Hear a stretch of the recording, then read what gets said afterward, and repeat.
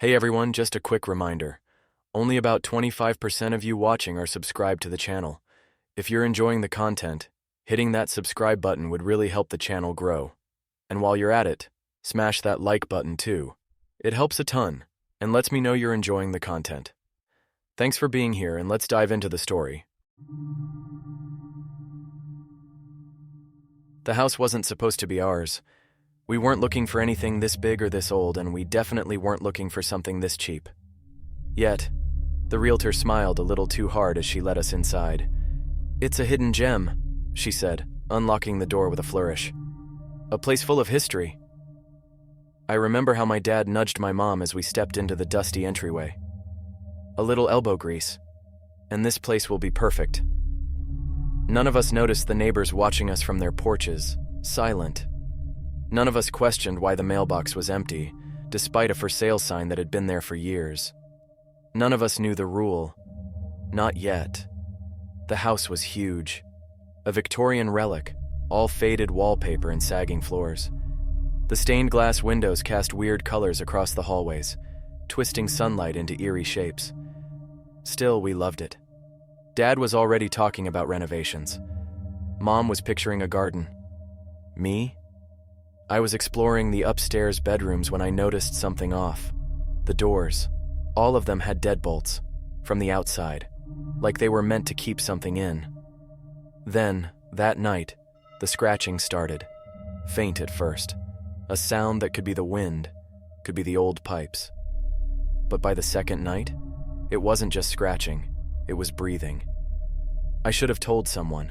I should have listened when the old man at the gas station grabbed my dad's wrist and whispered, "Don't open the basement door. Don't read the writing on the wall." I should have begged Cameron to stop when he laughed and yanked open the basement door on the third night. I should have screamed when he read those words aloud. "I am still here." The lights flickered. The house went silent. Then, it woke up. The moment Cameron spoke the words, the entire house seemed to exhale. The air turned thick like we were standing underwater. The bulbs dimmed, then burned out, plunging us into darkness. For a second, there was nothing. Then I heard it. A single creak. Not from the walls, not from the floorboards, from inside the basement. Cameron laughed nervously. "What? It's just..." The door slammed shut. The sound rattled the entire house, and then the scratching came back. Only now, it was louder. And closer. Mom screamed for Dad to check the door. He pulled at the handle, but it was sealed shut. "Why won't it open?" His voice was shaking. "It was open a second ago." I was standing at the top of the stairs, gripping the railing so tight my knuckles turned white. I wanted to tell them what I saw, what I knew I saw, but I couldn't get the words out. Because just before the door slammed shut, something moved in the basement. Something black, something fast, a blur. We didn't sleep that night. Even after Dad boarded up the basement door, the house still felt wrong. Like the walls were watching us. Like something had shifted in the air. I tried to convince myself it was all in my head, that I was just scaring myself. But the next morning, our dog was missing. We searched every room, every closet, every crawl space. No signs of struggle, no open doors or broken windows. Just gone. And that's when the whispers started. The first time I heard it, I thought it was the wind. The second time, I thought it was Mom talking in her sleep. The third time, I understood, because it knew my name. Emma. It slithered through the walls, inside the vents, just beneath the floorboards. "Emma." I tried not to listen. I buried my head under my blankets. But the moment I closed my eyes, I saw it. Not in a dream, not in a nightmare. In the reflection of my bedroom mirror, a figure standing in the doorway behind me. Not a shadow, not a person, a shape, a shifting, crawling, stretching blur. I whipped around, but nothing was there. The whispering stopped, but the mirror still held its shape, just for a second too long, like it wasn't done watching me. The next morning, Mom was gone. No note, no keys missing, No sign of a struggle. Just gone. Dad checked the locks, the windows, the front porch security camera. Nothing. I asked Cameron if he heard anything during the night. He just shook his head, pale and silent. But I knew he was lying, because when he turned away, I saw the bruises on his arm. Long, thin marks like fingers, like something had grabbed him in the night, like something was already pulling him away. I tried to tell Dad. I told him we had to leave. I told him something was wrong with this house. But he just sat at the table staring at an empty coffee mug. Not drinking, not blinking. Just staring. Like he was already half gone. And then, without looking up, he said, "Who's Mom?" I went cold. The words knocked the air out of me. At first I thought he was joking, some kind of sick joke.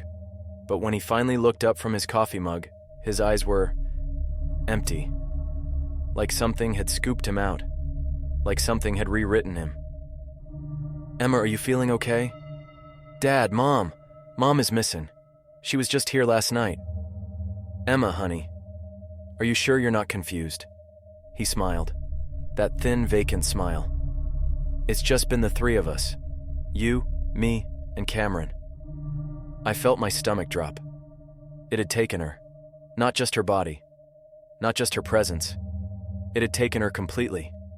And it was already erasing her from our memories. I ran to Mom's closet. I tore through her dresser. Nothing. No clothes. No shoes. No pictures. It was like she had never existed. I grabbed my phone and scrolled through old family photos, my hands shaking. She wasn't in them. Every birthday, every Christmas, every vacation. It was just us three. It was rewriting everything. That night, I kept my bedroom door locked. Cameron didn't. I woke up to him screaming.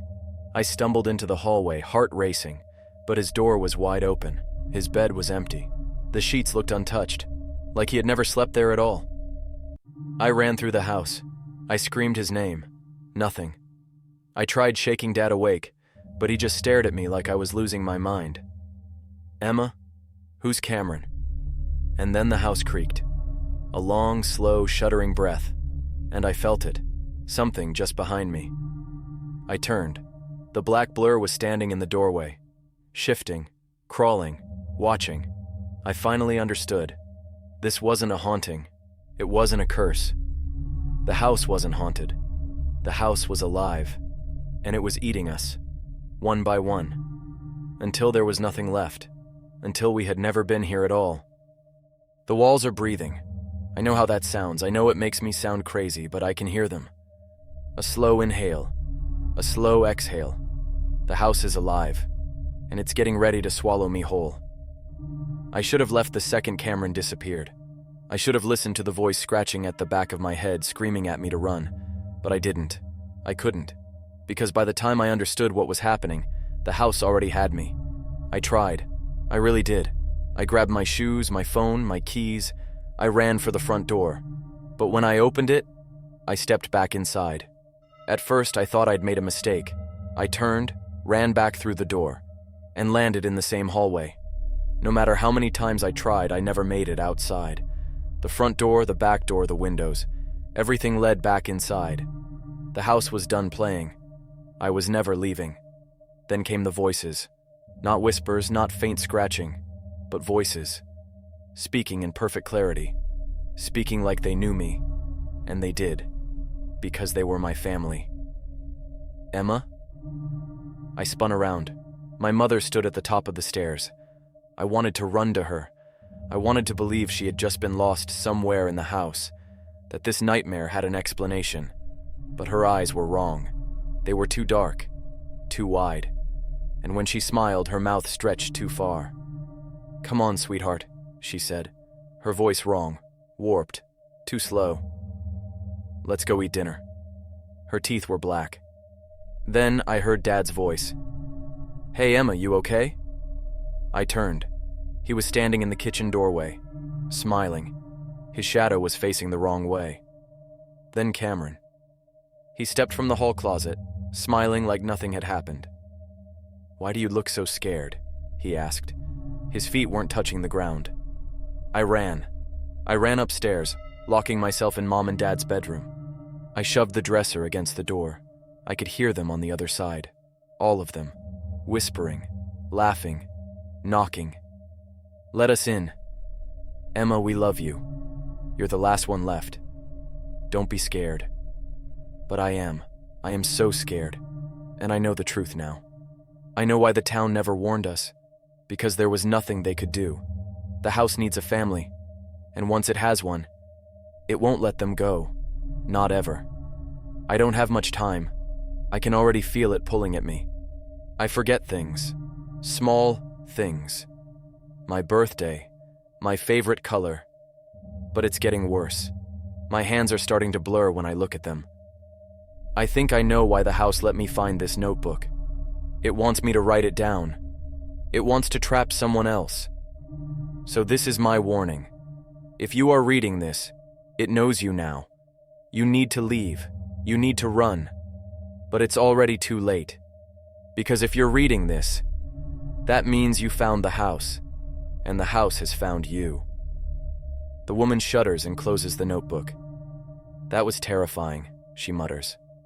Her husband grins. "Gotta admit, that was a good story." The realtor forces a laugh. "Just an old journal. Probably some bored teenager having fun." The air in the room feels thick. The walls feel off. The woman shakes her head. "I mean, obviously it's fake, right?" Her husband claps his hands together. "Well, we'll take it." The papers were signed. The house was theirs. They moved in 3 days later. The first night was uneventful, if you didn't count the feeling of being watched. The woman, Lauren, couldn't shake the unease. Something felt wrong. She tossed and turned in bed, staring at the ceiling, trying to shake the feeling that something was breathing beneath the floorboards. The second night, the basement door was open. Lauren swore it had been locked when they moved in. "Did you open this?" she asked her husband David. Maybe the hinges are loose." He shrugged it off, but Lauren noticed something else. The words on the wall. She didn't remember seeing them before. Carved deep into the foundation, in jagged, uneven script.